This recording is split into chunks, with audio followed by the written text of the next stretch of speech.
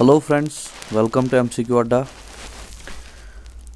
Today we are starting a new topic, Jammu Kashmir Panchayati Raj Act 1989 amended up to 2020 and 73rd and 74th constitutional amendment. Okay. इस lecture में थोड़ा सा ये lengthy हो सकता है, लेकिन बिल्कुल डीपली जो है आपको पढ़ाया है इसमें, और कोई भी पॉइंट जेके एसएसबी के किसी भी एग्जामिनेशन के रिलेटेड आपका नहीं छूटेगा, चाहे आपका ग्रेजुएट लेवल एग्ज़ाम है, अंडर ग्रेजुएट लेवल है। अगर ये टॉपिक आपके सिलेबस में है तो ये लेक्चर आपके लिए मोर देन सफिशेंट है, इवन जेके पीएससी के लिए भी। ठीक है, चलिए आगे बढ़ने से पहले रिक्वेस्ट यही रहेगी, चैनल पर नए हैं तो सब्सक्राइब ज़रूर कीजिए।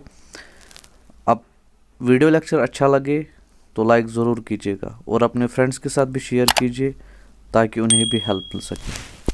चलिए स्टार्ट करते हैं सेशन।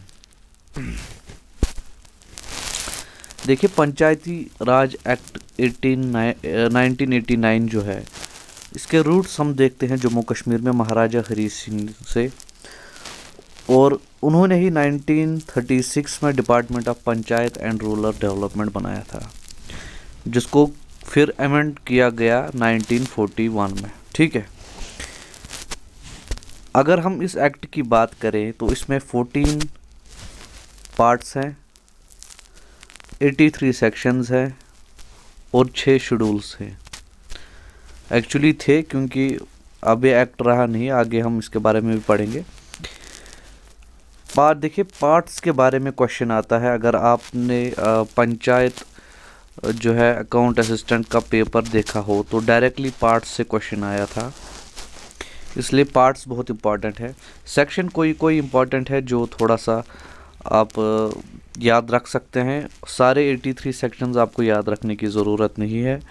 अगर आप जेके पीएससी की तैयारी कर रहे हैं तो आपको उतना जो है करना पड़ेगा, लेकिन अगर आप जेके एसएसबी की तैयारी कर रहे हैं तो ये जो है आप टाइम वेस्ट मत कीजिए इन पे। और 6 शेड्यूल्स भी जो है ये इम्पॉर्टेंट नहीं है, लेकिन 14 पार्ट्स बहुत ज़्यादा इम्पॉर्टेंट है, आपको ये ऑन टिप याद होने चाहिए। पार्ट 1 टाइटल के बारे में बात करता है, पार्ट 2 हल्का पंचायत, फिर पार्ट 3 इसी हल्का पंचायत के पावर एंड फंक्शन, प्रॉपर्टी और finance part 4, conduct of business part 5, और पार्ट 6 जो है ब्लॉक डेवलपमेंट काउंसिल, पार्ट 7 इसी बीडीसी के power and function, part 8 property and finance, part 9 conduct of business के बारे में बात करता है, और पार्ट 10 बात करता है अबाउट होल्डिंग ऑफ इलेक्शंस। ठीक है, इसके बाद पार्ट 11 जो है ये district planning and developmental board के बारे में बात करता है, जो कि अब नहीं है, आगे आप जो है देखोगे। पावर फंक्शन और फाइनेंस इस डीबी के बारे में पार्ट 12, पार्ट 13 पंचायती अदालत के बारे में बात करता है।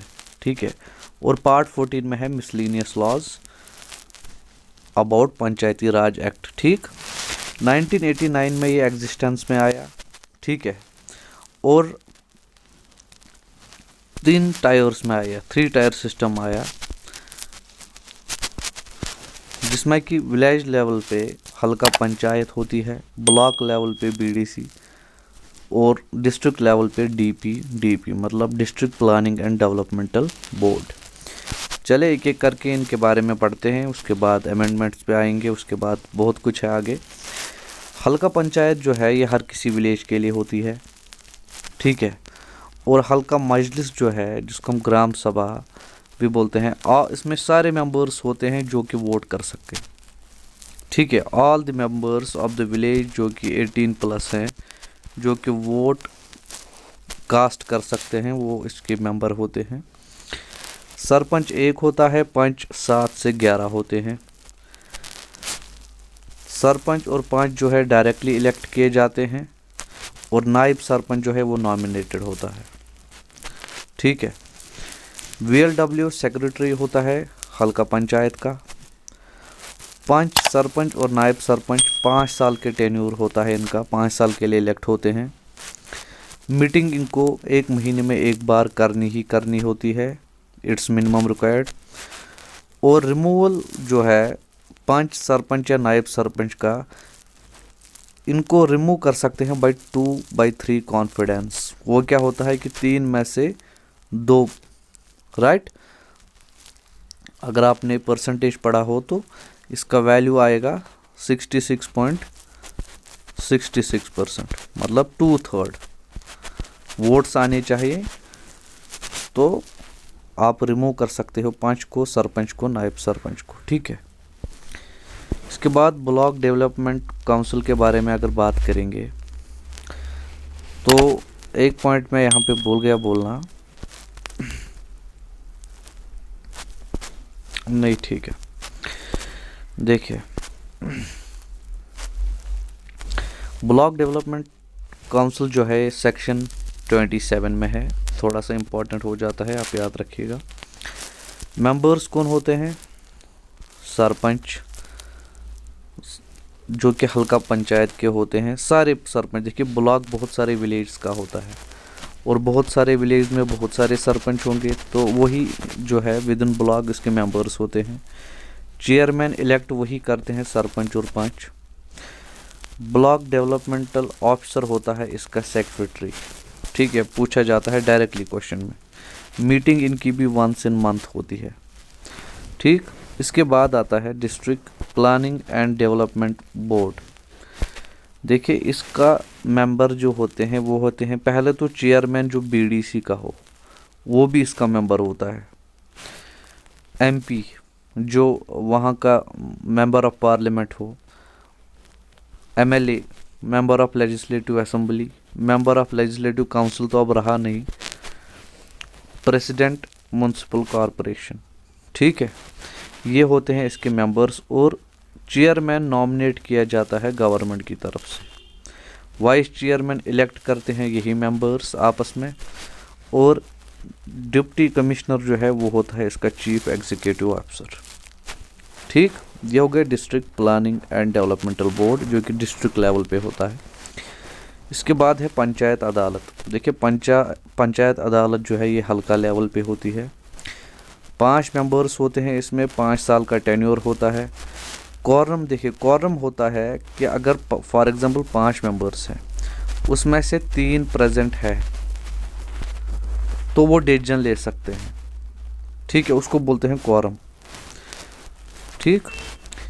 और इस पंचायत अदालत में क्या है, इसमें कुछ मेंबर जो है वो एप्लीकेबल नहीं है, जैसे पंच, सरपंच, गवर्नमेंट एम्प्लॉय या इलिटरेट पर्सन, वो इसके मेंबर नहीं हो सकते।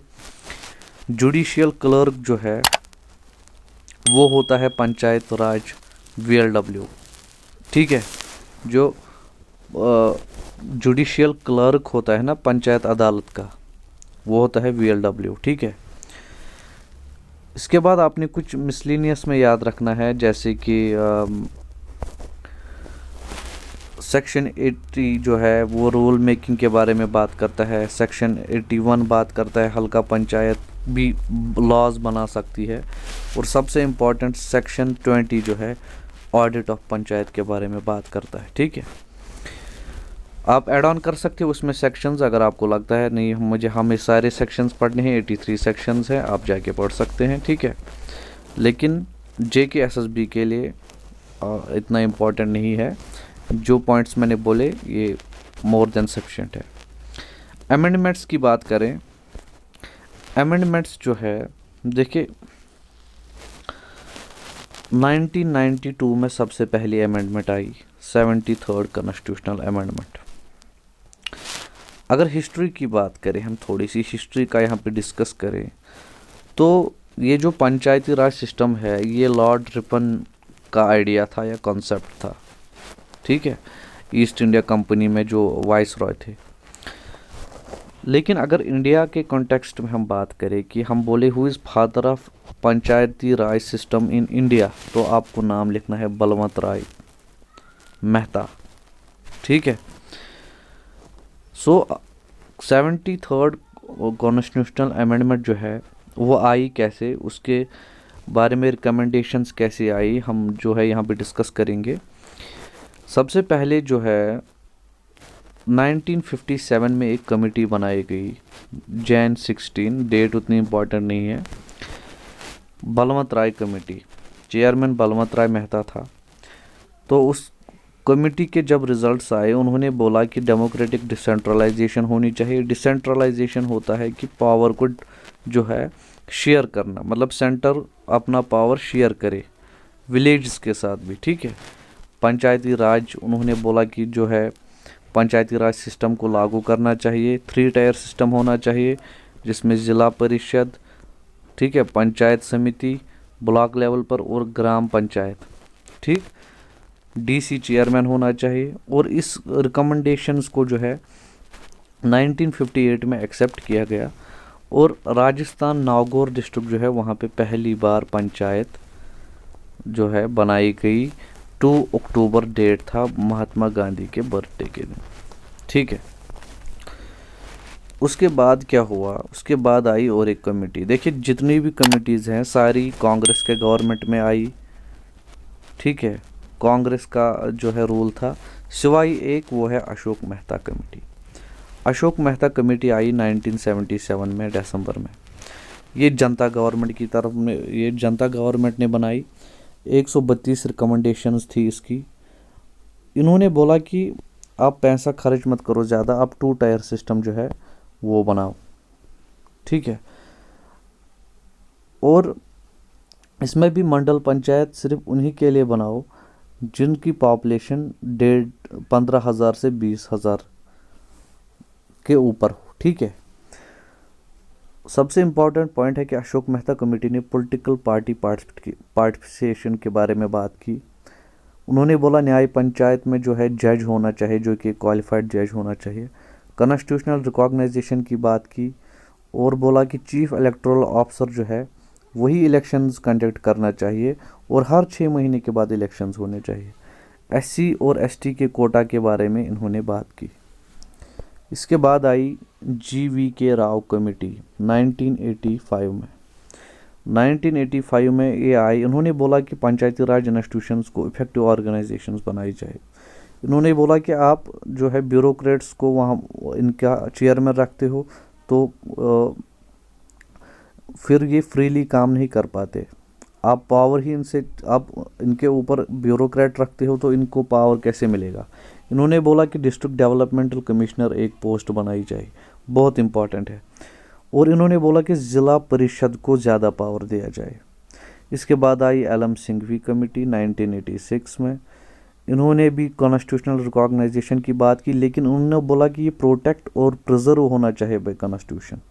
मतलब आप इसको जो है डायरेक्टली जगह दो पार्ट्स में, ठीक है।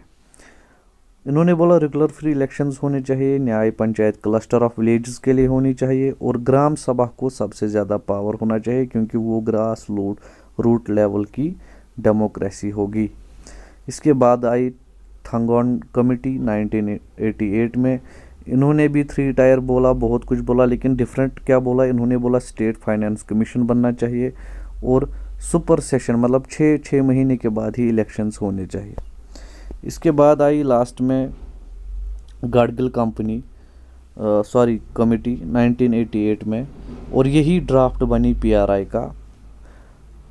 इन्होंने थंगौन कमेटी के सारे जो भी उन्होंने बोला था उनको प्लस इन्होंने क्या बोला कि सारे लेवल्स पे डायरेक्ट इलेक्शंस होने चाहिए। वुमेन्स SC और ST की कोटा के बारे में बात की और स्टेट इलेक्शन कमीशन ही जो है इलेक्शंस करवाए, इसके बारे में बात की। सो आफ्टर दिस रिकमेंडेशंस जो है 1989 में राजीव गांधी ने बिल पास करवाई लोकसभा में, लेकिन राज्यसभा में फेल हो गई। उसके बाद 1990 में VP सिंह आया, गवर्नमेंट कोलैप्स हो गई। फिर 1991 में सितंबर में जो है नरसिम्हा राव आए और उन्होंने लोकसभा और राज्यसभा दोनों में बिल पे जो है पास करवाई 1992 में और ये फोर्स में आया 24 अप्रैल 1993। डेट बहुत इम्पोर्टेंट है, ठीक है। तो ये तो हमने देखा कि रिकमेंडेशंस कहाँ से आई। अब देखिए एक्चुअल में 73rd कॉन्स्टिट्यूशनल अमेंडमेंट था क्या। ये पार्ट 9 में डाला गया कॉन्स्टिट्यूशन के, क्योंकि गैप थी। 243 से 243 ओ तक जो है इसको आर्टिकल्स दिए गए, और ये आर्टिकल 40 का प्रैक्टिकल शेप है। आपको पता है आर्टिकल 40 DPSP में मैंने पढ़ाया है, पंचायत के बारे में जो वो बात करता है, ठीक है। 11th शेड्यूल में जो है इसको रखा गया है। फीचर्स की अगर हम बात करें तो ग्राम सभा फाउंडेशन होगी, 3 टायर उन्होंने लागू किया। पंचायत समिति नेसेसरी नहीं है, सिर्फ पॉपुलेशन 2 लाख से नीचे जिनकी है उनके लिए नेसेसरी नहीं है। चेयरपर्सन इनडायरेक्टली इलेक्शन से लाया जाए पंचायत समिति और ज़िला परिषद में। 1/3 सीट्स जो है कम से कम वुमेन्स के लिए हर किसी टायर में जो है रिजर्व रहें। SC ST रिजर्वेशन की बात की। डिस्ट्रिक्ट प्लानिंग कमेटी जो है वो बनाने की बात हुई इस 73rd कॉन्स्टिट्यूशनल अमेंडमेंट में। स्टेट इलेक्शन कमीशन बनाया गया, स्टेट फाइनेंस कमीशन बनाया गया, और इस स्टेट इलेक्शन कमिश्नर को जो है गवर्नर अपॉइंट करता है, और रिमूव इसको कर सकता है हाई कोर्ट का जज। यूटी में भी जो है सेम वाइज जैसे स्टेट में होता है वैसे ही प्रेसिडेंट मॉडिफिकेशन जो है कर सकता है। इलेक्शंस की जो है एज लिमिट मिनिमम 21 रखी गई इस पंचायती राज में, और कुछ एरियाज़ को जो है इससे छूट दी गई, जैसे नागालैंड, मेघालय और मिज़ोरम, और रिजर्वेशन अप्लाई नहीं हुई अरुणाचल और वेस्ट बंगाल के दार्जिलिंग में, ठीक है। इसके बाद आया 74th कॉन्स्टिट्यूशनल अमेंडमेंट, जो कि और एक अमेंडमेंट हुई। ये बिल्कुल सेम थी, सारे पॉइंट्स कॉपी पेस्ट किए गए, इसको 12th शेड्यूल में जगह दी गई। आर्टिकल्स इसको जो मिले 243P से 243ZG तक, ये म्यूनसिपलिटीज़ के बारे में था। जैसे वो पंचायत के बारे में था, ये म्यूनसिपलिटीज़ के बारे में था। इसमें हमको जो चीज़ें मिली, सबसे पहले अर्बन की डेफिनेशन मिली कि अर्बन बोलते किसको है। मिनिमम पॉपुलेशन 5000 होनी चाहिए, पॉपुलेशन डेंसिटी 400 लोग होने चाहिए पर स्क्वायर किलोमीटर, और 75% होने चाहिए नॉन एग्रीकल्चर ऑक्यूपेशन के, ठीक है। और म्यूनसिपलिटीज़ जो हैं इनको 3 टाइप्स में रखा गया। एक नगर पंचायत या म्यूनसिपल बोर्ड जो कि ट्रांजिशन एरियाज़ के लिए है, म्यूनसिपल काउंसिल छोटे शहरों के लिए, और म्यूनसिपल कॉरपोरेशन बड़े शहरों के लिए, ठीक है। इसके बाद जो अमेंडमेंट्स आए, इसके बाद हुई 1996 में अमेंडमेंट। अब हम जम्मू कश्मीर की बात कर रहे हैं, ठीक है। 1996 में अमेंडमेंट हुई, पंचायती राज रूल्स को मॉडिफाई किया गया। 1990 में हुआ, और ये बोला गया कि हल्का पंचायत जो है वो बजट को बनाए और बजट को डिस्कस करे बिफोर हल्का मजलिस। 2000 में अमेंडमेंट हुई, VLW को सेक्रेटरी बनाया गया हल्का पंचायत का, ठीक है। 2003 में क्या हुआ, और एक अमेंडमेंट हुई कि जो लेह डेवलपमेंटल काउंसिल थी उनको बोला गया कि आप मेंबर्स रहेंगे BDC के एक्स ऑफिशियो, ठीक। 2004 में जो है जो इलेक्शन होता था चेयरमैन BDC का, उसको इनडायरेक्टली करवाया गया सरपंच और पंच से, मतलब ये रेगुलेट हुआ।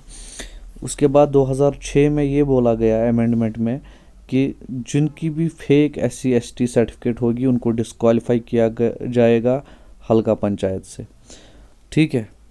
बहुत सारी अमेंडमेंट्स हुई हैं, हम सबको डिस्कस करेंगे। 2011 में स्टेट इलेक्शन कमीशन को कुछ पावर्स दी गई कि आप इलेक्शंस करवाइए एंड ऑल। 2014 में जो है SC ST रिजर्वेशन पे बात की गई, और 21 ईयर एज जो है रखी गई मिनिमम, ठीक है। जम्मू कश्मीर में पंचायती अदालत जो है ये बोला गया कि उसका चेयरमैन उसी के मेंबर्स चुनेंगे आपस में। इसके बाद जो है अमेंडमेंट आई बड़ी, वो आई 2018 में। 2018 में क्या हुआ, एक तो नया चैप्टर ऐड हुआ वार्ड मजलिस और हल्का मजलिस को 1A। सरपंच को बोला गया कि डायरेक्टली इलेक्ट किया जाएगा, और नायब सरपंच जो है ये इनडायरेक्टली किया जाएगा। मेंबर्स जो हल्का पंचायत के हैं उनको 7 से 11 ही रखा गया, एक्सक्लूडिंग सरपंच, मतलब सरपंच इन मेंबर्स में नहीं था। इसके बगैर मतलब 5, 7 से 11। सरपंच, ये बोला गया कि सरपंच डिस्क्वालीफाई हो जाएगा अगर वो 3 मीटिंग्स कंसेक्यूटिव अटेंड नहीं करेगा। 2018 में ही जो है रिन्यूमरेशन की बात की गई, मतलब सैलरी की बात की गई सरपंच और पंचेस को देने की। ठीक है, रिजिग्नेशन जो है रिटर्न देना पड़ेगा, इसकी बात की गई। गवर्नमेंट जो है वो स्टाफ प्रोवाइड करेगी पंचायत को अगर स्टाफ कम पड़ा, ये भी इसी अमेंडमेंट में जो है अप्रूव किया गया।